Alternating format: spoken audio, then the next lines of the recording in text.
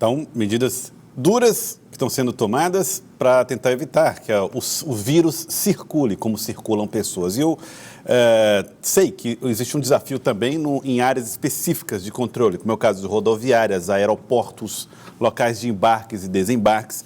Por isso nós vamos conversar agora com a doutora Elizabeth Fernandes, que é coordenadora de um setor da Anvisa, que trata justamente dessas normas e desses cuidados. Doutora Elizabeth, boa tarde, obrigado por atender o nosso convite aqui, o do Jornal do Piauí. Existem normas rígidas em relação a aeroportos, em relação a rodoviárias, que estejam sendo cobradas pela Anvisa nesse momento? Boa tarde, Joel. A área da Anvisa aqui no estado cuida especificamente de portos, aeroportos e fronteiras.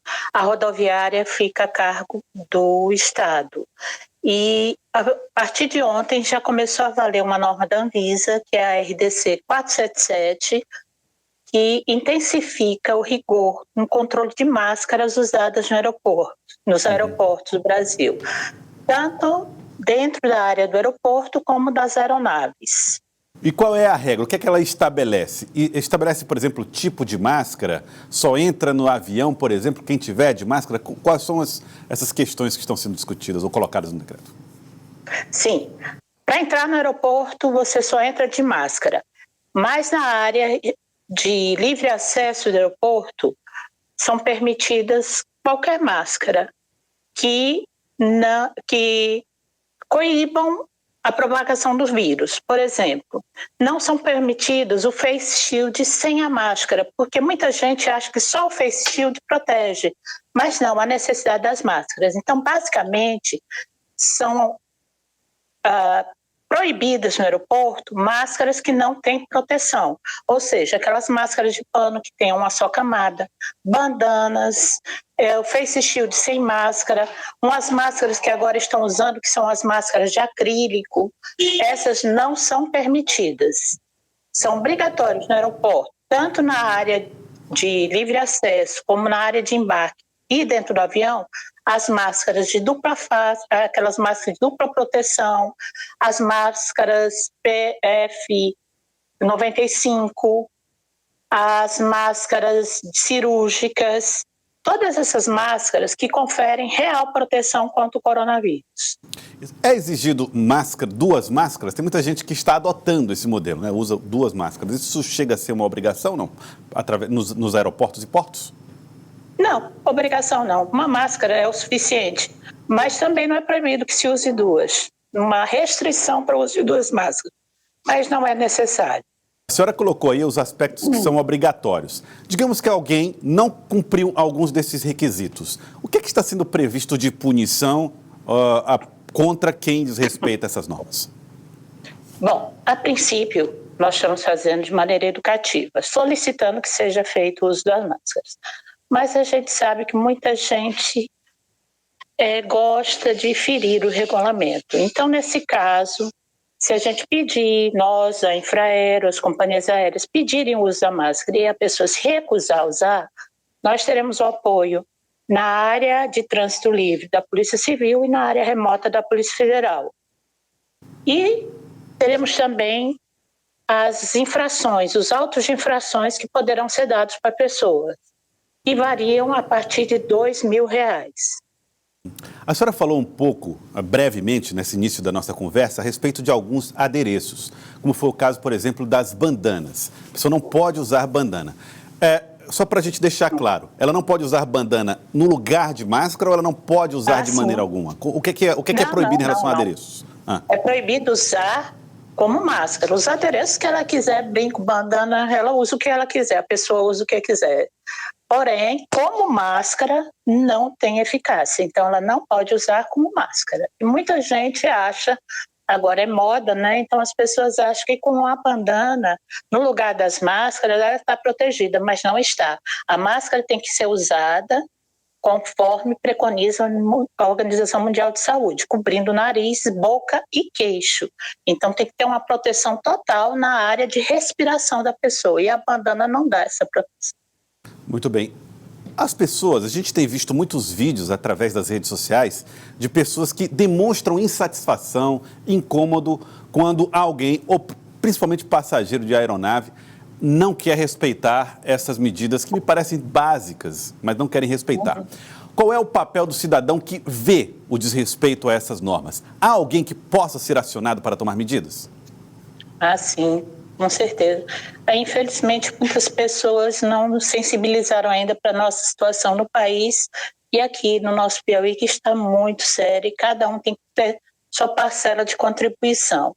A pessoa que verificar que alguém está descumprindo o uso das máscaras pode denunciar, se for na área do aeroporto, tanto a administradora aeroportuária, como as companhias aéreas, como a própria Anvisa, que tem o seu papel dentro do aeroporto, tem uma pessoa dentro do aeroporto. E se for na aeronave, chamar o comissário e o comandante, que é a autoridade máxima dentro da aeronave, vai tomar as providências cabíveis. Existe diferença entre regras para portos e para aeroportos ou não? Não, é a mesma. Portos e aeroportos é a mesma regra. Vale para passageiros e também para os staffs, para os funcionários? Todos eles estão... A norma é a mesma para todos? Todos. Entrou no aeroporto, a regra está valendo. Passageiros, o pessoal que trabalha na infraero, ou mesmo quem vai levar a sua pessoa para embarcar, tem que usar máscara. Entrou na porta do aeroporto, não pode entrar sem máscara. Existe diferença hoje na avaliação da Anvisa em relação à origem do passageiro? Houve uma época no começo da pandemia que passageiros que vinham da China, o cuidado era um. Passageiros que vinham da Europa era outro. Hoje trabalha-se com essa ideia na Anvisa, não? Tem uma RDC da Anvisa que proíbe a entrada no Brasil de viajantes de alguns países, não é? E essa restrição, basicamente, é a Europa, alguns países da Europa, onde o pico está maior da pandemia. Então, essas pessoas não podem adentrar o Brasil, exceto se forem residentes no país ou vierem a algum propósito especial.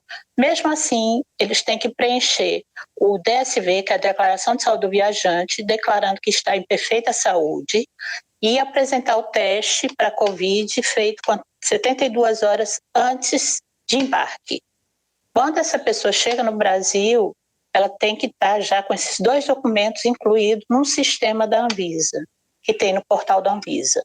E só adentra o país com esses 2 documentos. Doutora, a senhora falou aí a respeito de saúde do viajante. Essa ciência, esse estudo não é novo. A preocupação com a saúde do viajante é coisa antiga, mas meio que negligenciada pelos passageiros. A senhora acha que o Brasil o mundo vai enfrentar uma nova etapa de estudos da saúde dos viajantes? Ou seja, antes de eu definir qual é o meu destino para qualquer lugar do planeta, eu me preparar também do ponto de vista sanitário para essas viagens?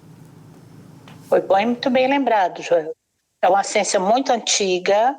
A Anvisa, mesmo de antes de existir a Anvisa, já existia a Secretaria de Vigilância Sanitária, que já tinha essa preocupação. Porém, a saúde é muito delegada a segundo plano. A pessoa, quando vai viajar, ela pesquisa ponto turístico, ela pesquisa clima, mas não tem essa preocupação de saber quais são as doenças que veiculam naquele lugar, né? Para se proteger, nós temos uma vacina, que é a vacina de febre amarela, que alguns países só permitem a entrada se você portar um certificado internacional de vacinação. E isso é muito antigo, mas as pessoas geralmente descuidam disso. Eu acho que essa pandemia também é um momento de aflorar essa preocupação nas pessoas.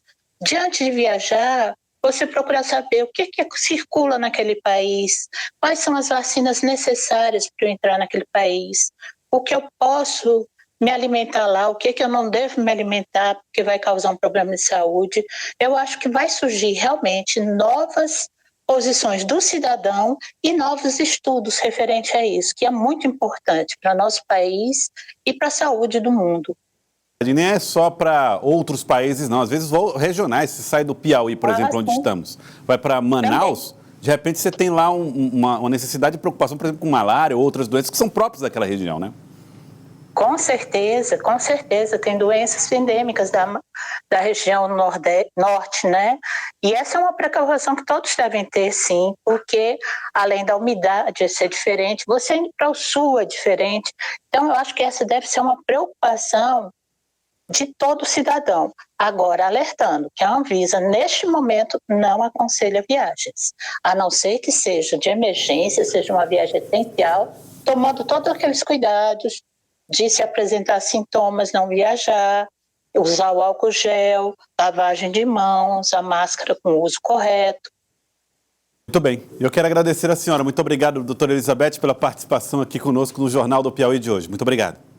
Eu é que agradeço a oportunidade. E vamos usar máscara e vamos colaborar ficando em casa. Boa tarde. Boa tarde, muito obrigado.